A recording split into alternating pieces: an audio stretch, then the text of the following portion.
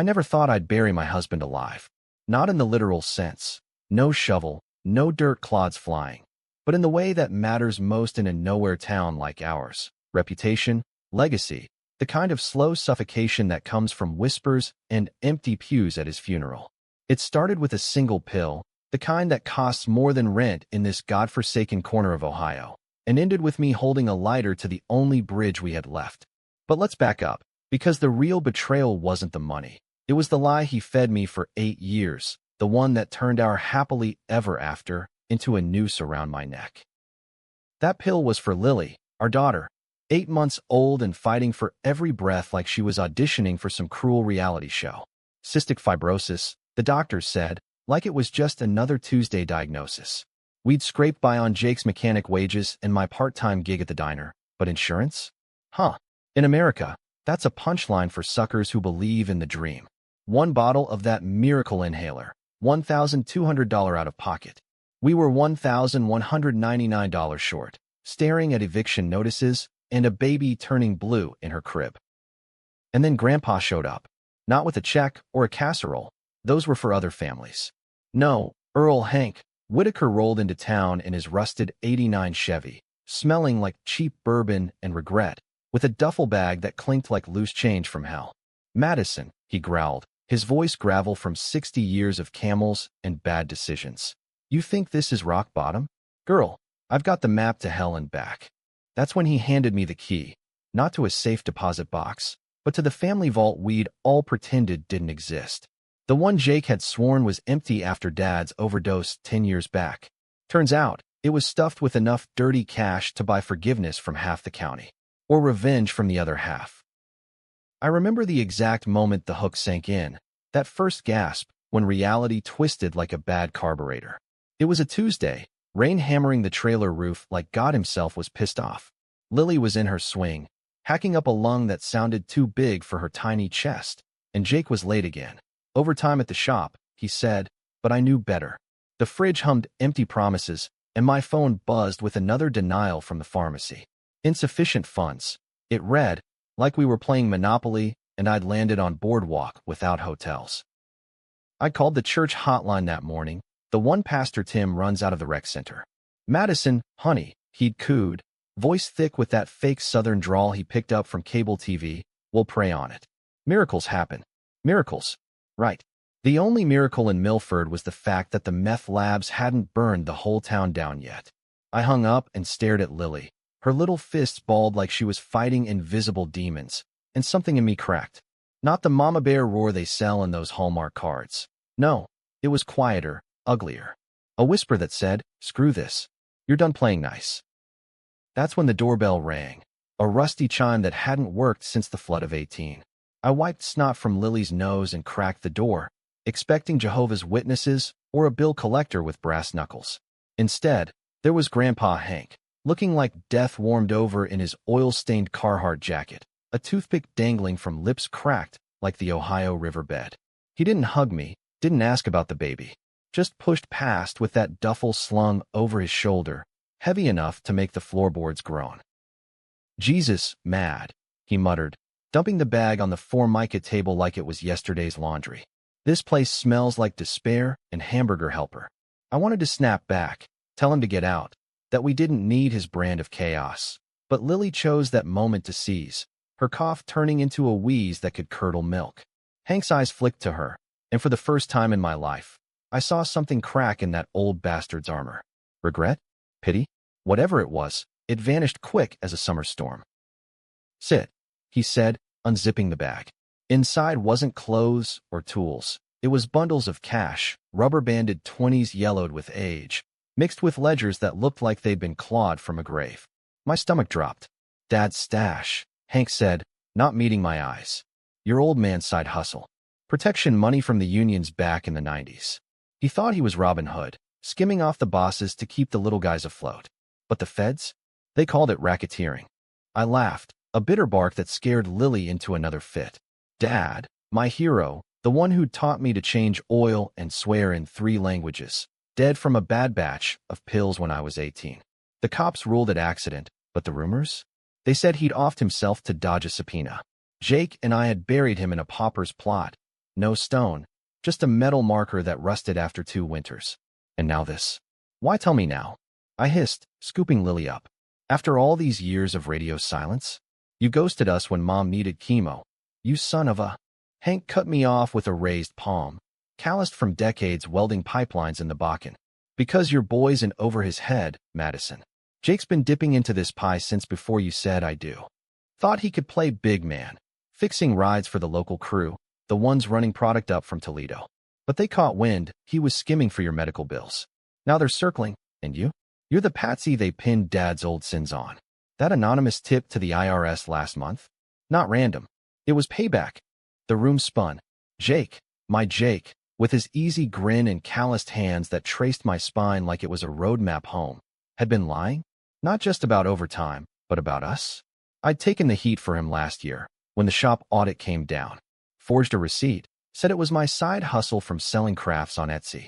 Cost me my job at the diner, but he swore it was a one-time thing. For Lily, he'd whispered, kissing my knuckles raw. Lies. All of it. Hank slid a key across the table, cold brass that bit into my palm. Vaults under the old mill, out by the tracks. Combos your birthday, month, day, year. Take what you need for the kid.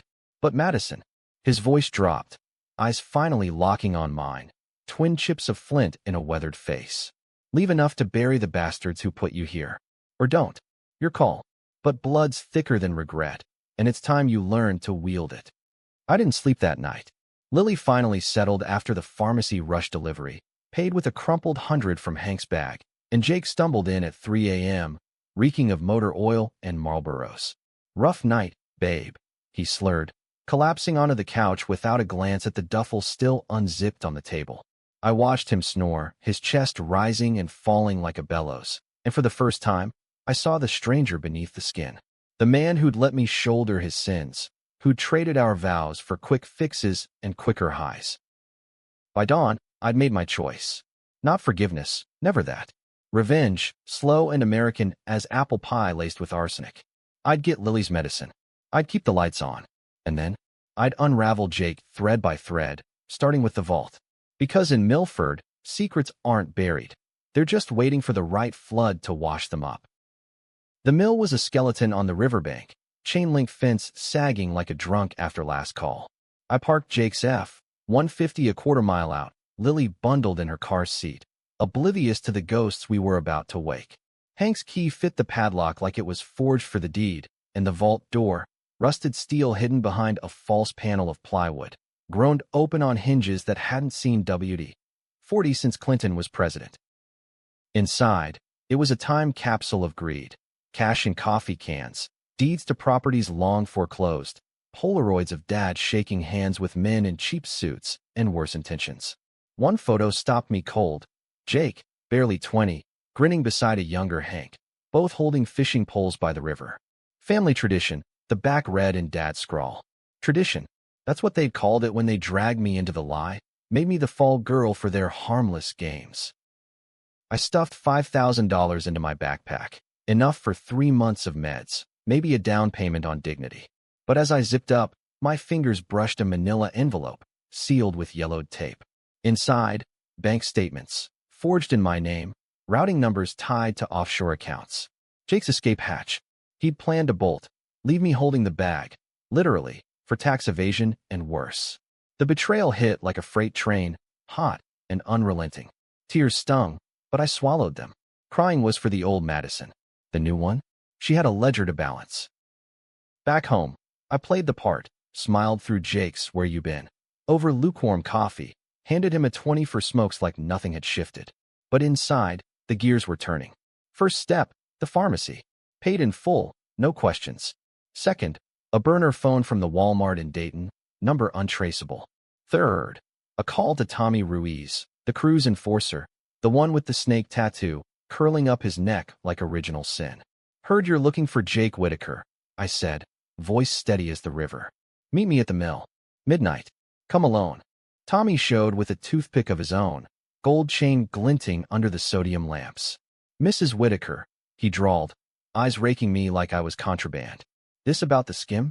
I nodded, stepping into the light, backpack slung casual. It's about family. Jake's been talking, names, dates, The works. Said you'd pay to shut him up. Lies. All of it. But Tommy's greed was dumber than his ink. He forked over $2,000 in a greasy envelope, thinking he'd bought silence. Instead, he got a ghost story, one that would haunt Jake's every shadow. That night, as Lily cooed in her medicated sleep, I slipped the cash into our rainy day jar, the one Jake thought was for Vegas dreams. Revenge wasn't about the money anymore. It was about the mirror, forcing him to see the monster he'd made of me. And Grandpa Hank. He'd lit the fuse, but I'd be the one holding the match. You know that saying about the road to hell being paved with good intentions? In Milford, it's lined with cornfields and foreclosure signs, and I was barreling down it at 70, windows down, wind whipping my hair like a flag of surrender. Or was it victory? Hard to tell when your husband's snoring beside you, oblivious to the fact that you've just sold his soul for chump change to the devil's errand boy.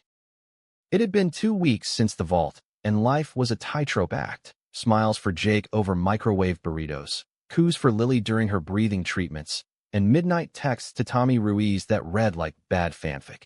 He mentioned the truck drop on I-75 last Tuesday. Plates from the impound, each one a hook, reeling in the paranoia. Tommy bit every time, wiring hush money to a prepaid card I'd activated under a fake name, Mags Donovan, after Mom's maiden. It was petty, sure, but pettiness is the great equalizer in a town where the powerful piss on the poor. Jake noticed the shift, of course. How could he not? I was glowing. Or so he said, that flush you get from secrets too hot to hold. You're different, babe. He'd murmur, hands roaming like he owned the map. I'd laugh it off, arch into him because muscle memory dies hard. But my mind was elsewhere, plotting the next flip, the one that would turn his allies into vipers. See, betrayal's a virus. Once it infects, it mutates. Jake hadn't just skimmed cash. He'd flipped on Dad years back, testified anonymous to the feds in exchange for a clean slate. That's why the crew had circled us. Old grudges, fresh wounds. And me? I'd been the shield, confessing to petty theft at the shop to cover his tracks, landing probation that still hung like a sword over my head. Grandpa Hank checked in via burner.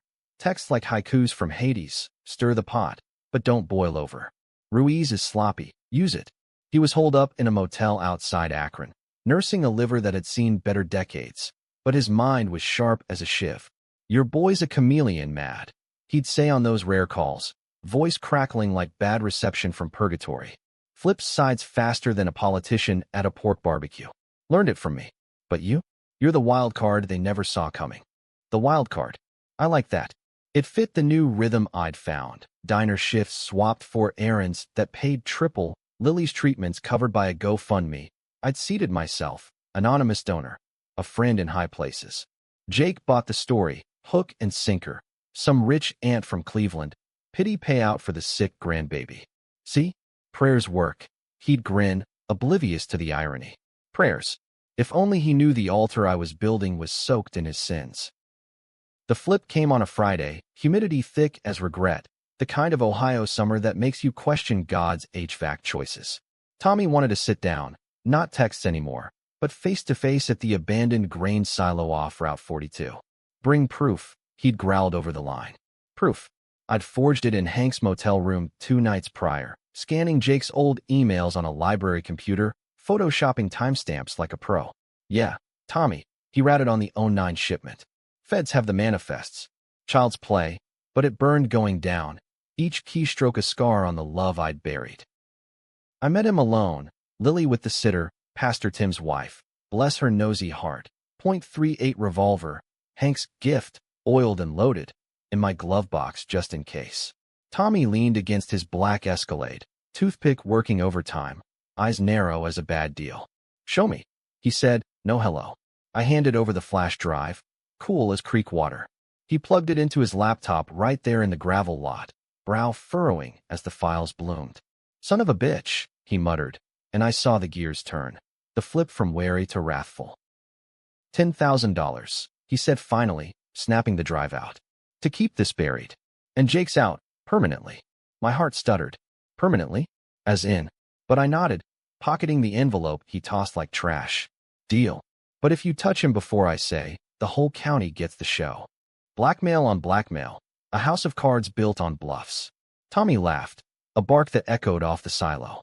You're Whitaker through and through, Mrs. W. Cold as your old man's grave. Driving home, cash burning a hole in my purse, I felt the controversy creep in, that gray area where right and wrong blur like taillights in rain. Was I saving us, or damning him? Jake was a liar, sure, but he'd held Lily's hand through her first fever, whispered I love you when the world went black. And me? I was playing God with a loaded deck, decisions that would split folks down the middle. Madison's a hero, standing up to the crooks. Or she's as dirty as they come, dragging her family through the mud. Jake was waiting when I pulled up, beer in hand, grill smoking with store-brand brats. Missed you, he said, pulling me close, lips tasting of Bud Light and desperation. I kissed back, fierce, because why not savor the lie a little longer? That night, as he slept, I texted Tommy the green light. Do it tomorrow. Make it hurt. Not death, God, no, but exposure. I'd leak the files to the shop owner, the pastor, the whole damn PDA. Let Jake choke on his own flips. But twists, they say, are the devil's candy. Next morning, Lily spiked a fever, 102, lungs rattling like dice in a cup. Panic clawed up my throat as I raced to the ER, Jake trailing in his work truck, face pale as paste. It's the meds, the doc said, for dripping salvation. Without M, she'd be. He trailed off, but we both knew. Jake gripped my hand, tears streaking grease from his cheeks. I got this, Mads. Extra shift, whatever. We're in it together. Together. The word was a knife, twisting deep. That afternoon, as Lily stabilized, Hank called. Heard about the kid. You holding? I whispered yes, but inside, the flip was mine now, doubt creeping like kudzu. Tommy's crew rolled up to the shop at dusk, not for Jake, but for me. Heard you flipped too. Whitaker, the driver sneered, tires spinning gravel as they peeled out. Warning shot. Jake burst from the bays, eyes wild. What the hell, Mads? You been talking. I could lie, play dumb. Instead, I handed him the envelope, Tommy's payoff, minus what I'd stashed for Lily. We're done flipping alone, Jake. From here on, we burn it all. His face crumpled, realization dawning like a bad sunrise. Betrayal mirrored. And in that moment, as sirens wailed distant for some other fool's reckoning, I wondered if Grandpa's intervention had saved us, or just lit the fuse to our mutual grave. The tension coiled tighter after that, days bleeding into a haze of accusations and half-truths. Jake moved into the spare room, our office, really a closet with a futon, and we circled each other like wary cats, Lily the fragile truce between. He'd grill me on the errands, I searching for the chink in my armor, while I'd counter with questions about the vault, watching him squirm like a worm on asphalt. Dad's ghost, he'd mutter, always haunting. But it was more. Hank had clued me in on the big one. Jake's testimony hadn't just cleared him, it had buried Dad deeper, pinning the whole racket on a dead man to save his own skin. I didn't confront him. Not yet. Instead, I flipped the script wider, reaching out to Ruiz's rivals, the Cleveland crew, smooth operators who dealt in real estate flips, not street product. A coffee shop meet in neutral Dayton, me in sundress and shades, playing the jilted wife card. Jake's got dirt, I said, sliding a burner with recordings, his slurred confessions to me, twisted just enough. They bid hard, $15,000 retainer for consulting, plus a promise to lean on Tommy's operation. Controversial? Hell yes. I was pitting gangs against each other, all for a nest egg that could get us out. Maybe Spokane, fresh start, no whispers. But America doesn't do fresh starts clean. Pastor Tim cornered me after Sunday service, Bible tucked under arm like a shield. Madison, tongues are wagging. Debts paid too quick. Jake's temper flaring. You too in trouble. His eyes, kind but probing, made me want to spill. Yes, Pastor, up to our eyeballs in family sin. Instead, I smiled, handed Lily off for a cookie. Just blessings, Tim. Miracles, remember? He nodded, uneasy, and as I walked out, I felt the town's gaze, half pity, half suspicion, split down the middle, just like Hank predicted. The real flip hit on Labor Day, barbecues popping like gunfire across the county. Jake and I were at the park, Lily in her stroller, forcing normalcy over potato salad. That's when Tommy's boys rolled up, 3 in a lowrider, bass thumping like a migraine. Whitaker, the leader barked, not specifying which. Jake stepped forward, chest puffed, but I grabbed his arm. Not here. Too late. Fists flew. Jake taking a haymaker to the jaw, me screaming as Lily wailed. Cops came, dispersed it quick, small-town favoritism, but the damage? Bruised ribs for Jake, a black eye for my illusions. In the ER waiting room, ice packs and stale coffee, he turned to me, voice raw. This you're doing, Mads? The flips? I met his gaze, unflinching. You started it. I just finished. Silence stretched, heavy as the humid air, until he nodded, slow, defeated. Then let's end it together. Vault's got one last secret. Dad's insurance policy on all of us. Policy, as in leverage. Blackmail files on the crew, the feds, even the mayor. Enough to flip the whole damn board. Grandpa Hank arrived at midnight, duffel fresh with blueprints. Time to cash in, kids. Or burn it down. Jake extended a hand. Truce. And for a heartbeat, I saw us as we were. Young, broke, in love under mill lights. But revenge doesn't negotiate. As we pored over maps, plotting the heist on the crew's safe house, I slipped a copy to my burner. My flip. My out. Because in this game, trust was the first casualty, and I wasn't burying another. Reckoning's a southern word, but up here in the Rust Belt, we feel it in our bones. The slow grind of factories closing, dreams rusting like the mills along the Cuyahoga. Mine came crashing in on a Wednesday in October, leaves turning blood red as if the trees knew what was brewing. We'd planned it meticulous, Jake and Hank hitting the safe house at dawn, me on lookout with Lily in the truck, burners synced like a heist flick. But plans in Milford? They're as reliable as a politician's promise, full of holes, waiting to snag you. The safe house was a double wide on the edge of town, camouflaged by trailers and tall grass, the kind of place where hope goes to die. Jake kissed me before he slipped out, a quick press of lips that tasted like fear and Folgers. For us, he whispered, eyes pleading for absolution I couldn't give. Hank clapped his shoulder, gravel voice low. No heroes today, boy. Just survivors. They vanished into the fog, silhouettes against the sodium glow, and I revved the engine soft, Lily gurgling in the back like she sensed the storm. Waiting's the worst, minutes stretching like taffy, every headlight a threat. I thought of the flips that got us here. Jake ratting Dad for a clean slate, me selling whispers to Tommy for meds, Hank intervening not out of love, but ledger, balancing his own sins by proxy. We'd all flipped, layers peeling like onions in hell, each reveal more acrid than the last. And the town? It simmered, rumors bubbling. Whitaker's into something dark. Pastor Tim had hinted at Bible study, his flock nodding like it was gospel truth. Controversial decisions? Mine were a laundry list, trading Jake's secrets for cash, pitting rivals like dogs in a ring. Was I righting wrongs, or just trading one devil for another? The call came at 5:47 a.m. Jake's burner, voice hushed. Got it. Files, cash, everything. But Tommy's boys tailed us. Incoming. My blood iced. Get out. Now. Tires screeched as I peeled toward the rendezvous, an old quarry pit where the river met the railroad, fog thick as deceit. Headlights pierced it. There's first, then ours. Collision inevitable. They boxed us in. 2 trucks, Tommy's Escalade idling like a predator. Doors slammed, shadows coalescing. 6 men, armed with intent, if not irons. Tommy stepped forward, toothpick gleaming. Envelope from our last deal, crumpled in his fist. Family reunion, Whitaker's? His laugh was oil on water. Jake emerged from the Chevy, duffel slung heavy. Hank covering with a glare that could curdle milk. I stayed in the cab, Lily clutched tight, heart hammering a war drum. It went south fast. Words first, accusations flying like buckshot. You flipped on us, Jake boy. Tommy snarled, waving the flash drive I'd planted. Ratting to the Cleveland suits? After all we've done.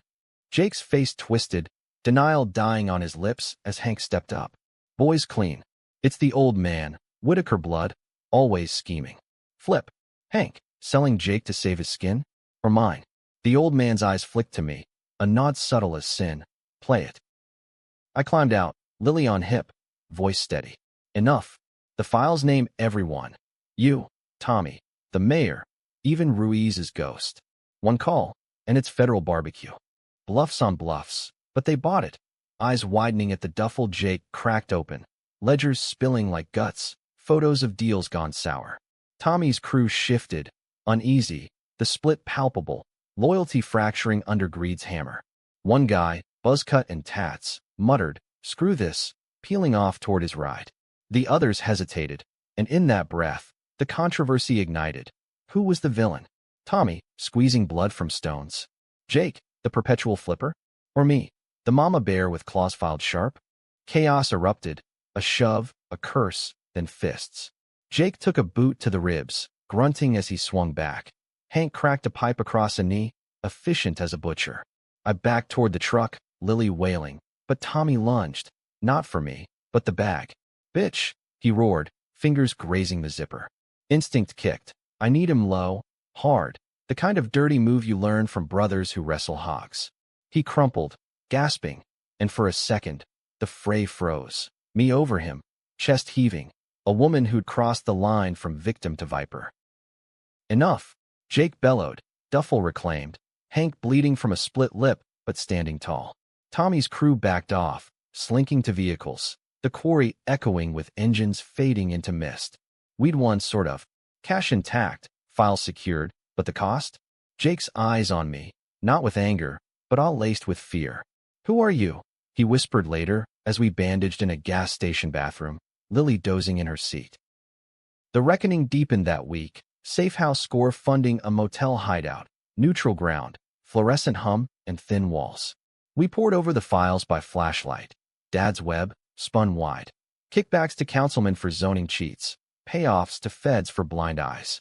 Jake's flips documented in ink. Testimony transcripts. Immunity deals. "I did it for us," he confessed one night, voice cracking over vending machine whiskey. After Lily's diagnosis, the bills. I thought flipping would buy time. Lies, half-truths, but raw. Hank snorted from his corner cot. "Time's the one thing we can't skim, boy. Madison here's learned that the hard way." I had. The decisions piled like indictments. Leak the files to the press? Buy silence with the cash? Or flip one last time? Deliver it all to the feds for witness protection, a new life in witness limbo. The town pressed in, too. Pastor Tim's prayer chain, turning to gossip vines. Whispers of drug money and family feud. Split sides everywhere.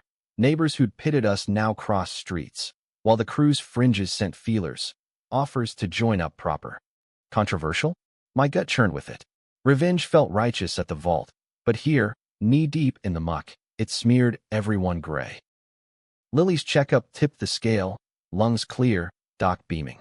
"Miracle meds," he said, and I almost laughed. "Miracles." Hank pulled me aside after, his hand frail on my arm. "The intervention, mad, it wasn't just for the kid. It's for you. Dad's sins. He took him to spare me. Now you. Don't repeat." His eyes, watery with years, held a plea. Flip again, or hold the line. The climax brewed on Halloween. Kids in masks trick-or-treating while adults donned real ones. Tommy called a parley. Neutral spot, the old drive-in theater, screen cracked like a shattered illusion.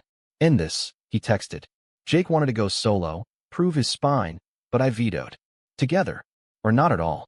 Hank tagged along, grizzled shadow, and we rolled up under harvest moon, fog rolling off the river like cigarette smoke.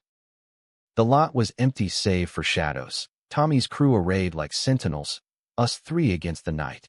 He stepped center, no toothpick, face gaunt. "Files for peace," he said, voice echoing off the marquee. Frankenstein flickering in faded paint, irony thick. Jake tossed the duffel, but Tommy's eyes narrowed. "And her," jerking chin at me. "The flipper queen. You think we don't know?" It detonated, accusations, then action. A shot cracked, warning, into dirt, but Hank charged, pipes swinging. Jake tackled Tommy, rolling in gravel. I scooped a rock, hurled it at a thug's knee, Lily's cries distant in the truck. Fists, grunts, the acrid tang of fierce sweat. Then the twist, sirens, blue-red strobing the fog. Not ours, Tommy's call. Or mine, the anonymous tip I'd placed hours prior, flipping to the law as insurance. Cops swarmed, badges flashing like judgment. Tommy's crew scattered, but not before cuffs clicked. Jake first, then Hank, me last, Lily shielded in an officer's arms. Armed robbery. The lead growled, but I saw the doubt. Our files, spilling from the bag. naming names bigger than ours. Betrayal's echo chamber. Jake's eyes on me. Betrayed. Tommy's sneer. Vindicated. Hank's nod. Almost proud. In the cruiser, zip-tied and numb, I whispered to the glass. Reckoning. No winners, just wreckage. But as the station lights loomed, a spark.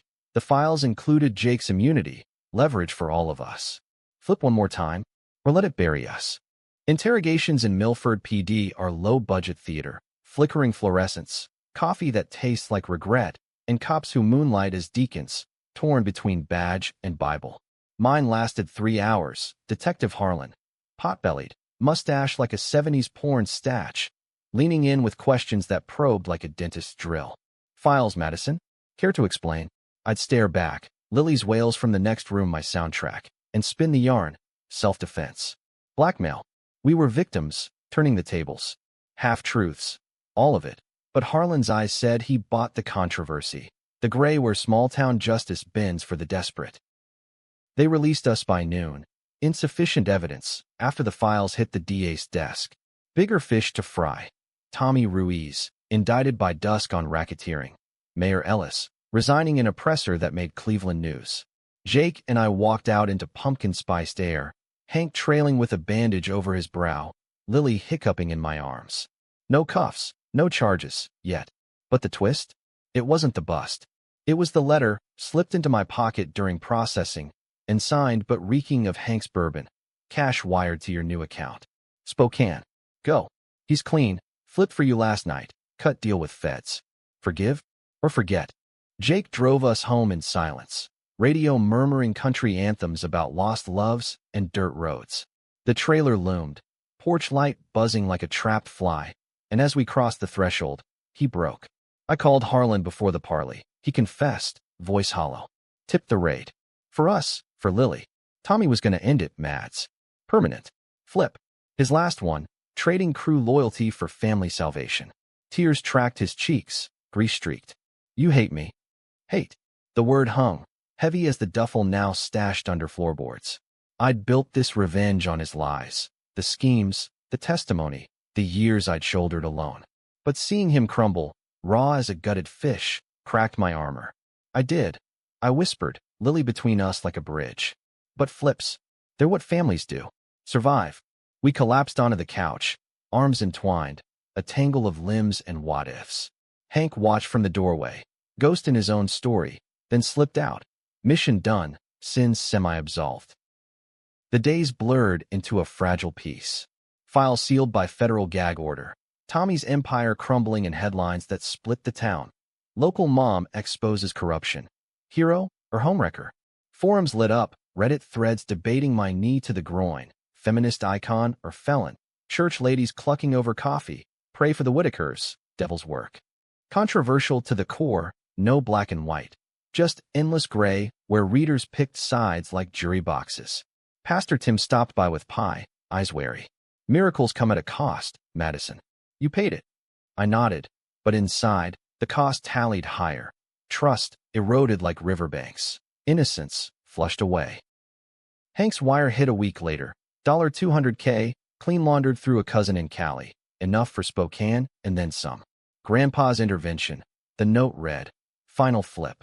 He vanished after, Chevy tracks leading east. Rumor had him in Florida, fishing poles and fresh starts. Jake found steady work at a union shop, irony thick, while I enrolled in night classes, nursing degree whispering promises. Lily thrived, inhaler her sidekick. First steps tentative on linoleum, we'd soon leave behind. But twists linger, shadows in the corners. One night, post-bedtime, Jake unearthed a final file from the vault. Dad's suicide note, not accident, but choice. For Mad and the boy, keep the light on. Light. We dimmed it chasing ghosts, but now? We fanned it, tentative. Revenge's end isn't fireworks. It's quiet, the kind of dawn where fog lifts and you see the wreckage, then the road ahead. We left Milford in November, U-Haul groaning under boxes of half-lives. Jake gripped the wheel, eyes on the horizon. I held Lily, her giggles a balm. Spokane waited. Evergreens, tech jobs, no whispers. Happy, close enough. But as Ohio faded in the rear view, I wondered, did we win or just survive the flips? The debate's open, Heroic redemption or cyclical sin? You tell me. In America, endings are just setups for the next hustle. In ours, it's just beginning. Epilogue whispers. Tommy's trial drags. Jake testifies. Flipped again, for reduced sentences all around. Hank sends postcards. Cryptic. Blood's thicker. Stay sharp. Lily's first word? Mama. Enough to make a cynic believe in miracles. Or revenge's long shadow. Stretching but never quite eclipsing the sun.